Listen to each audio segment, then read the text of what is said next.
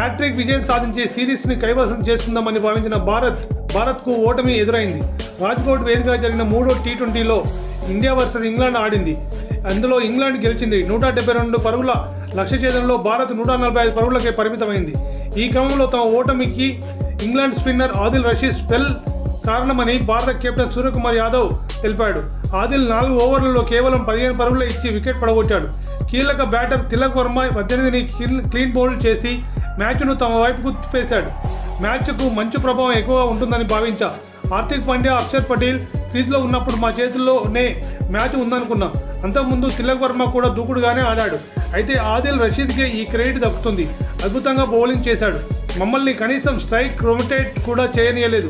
అందుకే అతడు ప్రపంచ అత్యుత్తమ స్పిన్నర్గా మారాడు. మా జట్టులోనూ ఎక్కువ మంది స్పిన్నర్లకు అవకాశం ఇవ్వడానికి కారణం కూడా పిచ్ నుంచి సహకారం లభిస్తుందనే ఉద్దేశంతోనే ఆడించాం. బౌలింగ్ పరంగా ఎలాంటి ఇబ్బంది లేదు. వరుణ్ చక్రవర్తి కష్టానికి తగ్గ ప్రతిఫలం సాధిస్తున్నాడు. బ్యాటింగ్లో మేము చాలా మెరుగు కావాల్సి ఉంది. ఓటమి నుంచి గుణపాఠాలు నేర్చుకుంటాం అని సూర్యకుమార్ వెల్లడించాడు.